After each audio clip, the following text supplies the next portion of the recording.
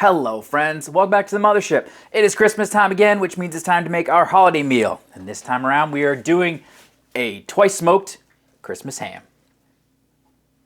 Let's get started. This is a ham. Nothing special about it, it's just a regular pork butt that has been cured. Now you can get ones with all kinds of different flavors and whatnot on them, but we're doing that ourselves, so I just wanted good old-fashioned ham. Let's get it out of its cryovac and see what we're working with.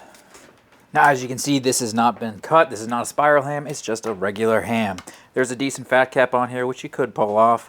Maybe I'll take a little bit of it off, but nothing too crazy. Perfect. Now, since this is a ham, you don't need to add any extra salt, obviously. It's cured. It's got lots of salt in there. Our flavoring is going to come in the form of a rub, and then a glaze we're going to put on. Now, for our rub, I am going to give it just a little bit of mustard. Gross.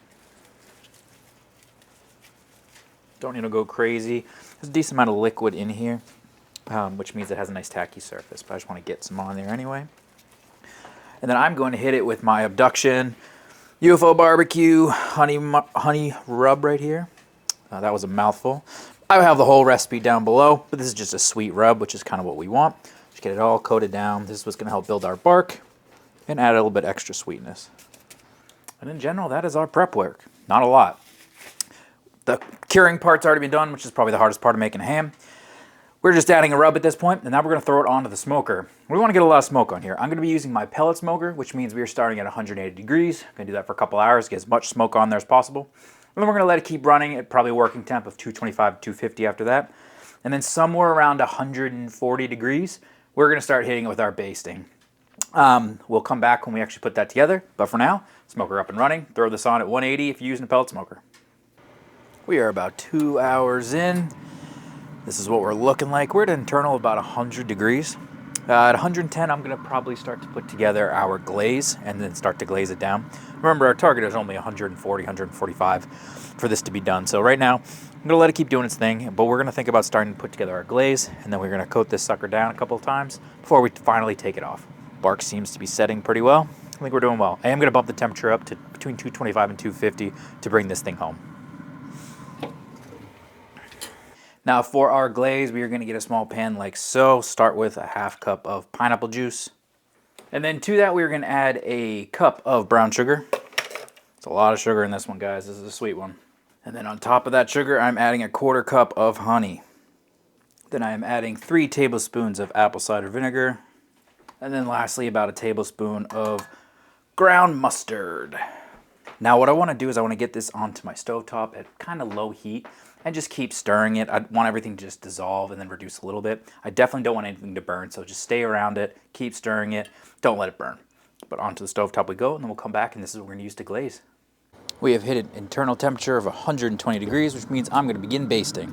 As you can see, I put our ham onto a pan. That way when basting it just doesn't make my smoker completely disgusting. So I'm just going to start hitting these. My goal is probably to do this at least 3 times. I'm going to do it at 120, I'm going to do it at 130, and then my plan is really just take this off at 140. So I'm going to at least get it right before I pull it off, but depending on how long it takes, maybe get another one in there. But what I really want is those 3. So baste away. Also, the pan really helps because it means I can turn this a lot easier. So get everything coated down, give it a spin, get the other side, and wait for it to move up to 130. Perfect. Now you don't need to go crazy with this, guys. We are going to hit all the sides. Just want to get everything on there now. Close her up, come back at 130. We have just hit an internal temperature of 140.5 degrees, which means this is going inside. What I'm going to do is give it one last baste, and then it's going to go under a sheet of tin foil, and it's going to sit there and rest for at least 20 minutes. Now, if your game plan is to eat much later, I would wrap it in tin foil, not baste it yet, but wrap it in tin foil, put it into a hot oven, about 140 degrees, let it sit there until about 20 minutes before you want to eat it, then take the tin foil out, put one more baste on, let it wait 20 minutes, and then eat it. That's my game plan. So we're going to get inside, give it a baste, put some tinfoil on there, wait a little bit, and then we'll come back when it's time to do the old-fashioned taste test. Now, the twice smoked ham is probably one of the easier recipes you could do from a price perspective and from just a overall usage. It's very easy to do. You buy a pre-made ham, one that's already been smoked, and you put some rub on it, you smoke it again, and then you glaze it down. What's really nice about doing it yourself is you get to control everything. You get to control your rubs, you get to control what kind of smoke you do, you get to control what kind of glaze. And honestly, doing it yourself, the results are fantastic, so there's no reason not to. In fact, after the holidays, I like to buy a bunch of hams because they're usually marked on sale and just toss them in my freezer for at some point during the year when I want to do another one of these. But what we've got here is our beautiful ham. We put some honey barbecue rub on there, and then we glazed it down with a little concoction of a whole lot of sugar and some pineapple juice, and it's going to be absolutely delicious. I'll just cut off a tiny little piece just so you can see what we're working with here.